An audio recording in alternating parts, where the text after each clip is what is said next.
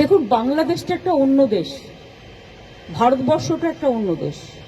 একটা দেশ আর একটা দেশের সম্বন্ধে যদি কিছু করে, সেটা সেই দেশকে করতে হয়। আমরা দুঃখিত, আমরা মর্মাহত। অনেক মানুষ আগেও মারা গেছে, এখনো অত্যাচারিত হচ্ছে। আগেও আন্দোলনেও অনেক ছাত্রছাত্রীরা মারা গেছে এবং আজও তার রেস চলছে। এবং আমরা তো কেউ ঘটনাটাকে সমর্থন করছি না। যে কোনো ঘটনায় যে কোনো ধর্মের ওপরেই হোক না কেন, আমরা সেটাকে সমর্থন করি না।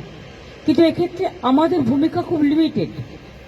তার কারণ এটা হচ্ছে, যেহেতু আমরা আলাদা দেশ, বাংলাদেশ আলাদা দেশ, এটা ইন্ডিয়া গভর্নমেন্ট বাংলাদেশ গভর্নমেন্টের সাথে কথা বলতে পারে, বলে অ্যাকশন নিতে পারে। আমরা এটুকু বলতে পারি যে আমরা এক্সটার্নাল অ্যাফেয়ার্স পলিসির ব্যাপারে তৃণমূল কংগ্রেসের স্ট্যান্ড হচ্ছে যে যখনই গভর্নমেন্টে থাকুক না কেন, আমরা গভর্নমেন্টের স্ট্যান্ডটাকে সাপোর্ট করি। কাজেই আমাদের বক্তব্য খুব পরিষ্কার। কোনো ধর্মের ওপরে, কোনো বর্ণের ওপরে, কোনো জাতির ওপরে কোনো অত্যাচারই আমরা মানি না।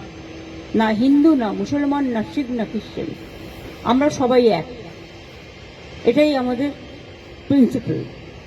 সুতরাং বুঝলে, আমার কথা দিয়ে বুঝতে পারলেন, আমরা যেসব ঘটনা আজ নয় গত 1 বছর ধরে ঘটছে, প্রত্যেকটা ঘটনার জন্যই আমরা দুঃখিত। কিন্তু দুঃখিত হলেও আমরা যেহেতু একটা অন্য দেশের নাগরিক এবং আমাদের স্টেট গভর্নমেন্ট আছে, কিন্তু সেন্ট্রাল গভর্নমেন্টও আছে, সুতরাং এটা জিওআই মানে government of India can take up the matter with the Bangladesh government. এটা বোথ দ্য কান্ট্রিজ কথা বলতে পারে, সেটেল করতে পারে।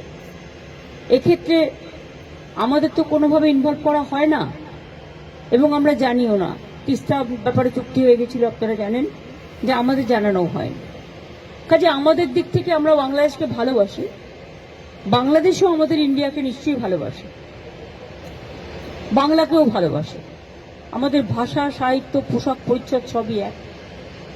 রাজনৈতিকভাবে যাই মতভেদ থাকুক না কেন, আমরা এটা নিশ্চয়ই চাই না যে কোনো ধর্মে ধর্মে বিভেদ হোক এবং তার কোনো রেশ কারো উপর পড়ুক, এটা আমরা কখনোই চাই না। এবং সেন্ট্রাল গভর্নমেন্টে যারা আছেন, তারাও তো পার্টিকুলার একটা ধর্মের বিরুদ্ধে প্রচন্ড একটা ভিন্ডিকটিভ অ্যাটিটিউড নেন।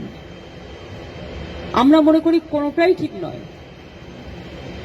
মন্দিরও থাকবে, মসজিদও থাকবে, গুরুদ্বারাও থাকবে, গির্জাও থাকবে। ধর্ম যার যার আপনার, উৎসব সবার।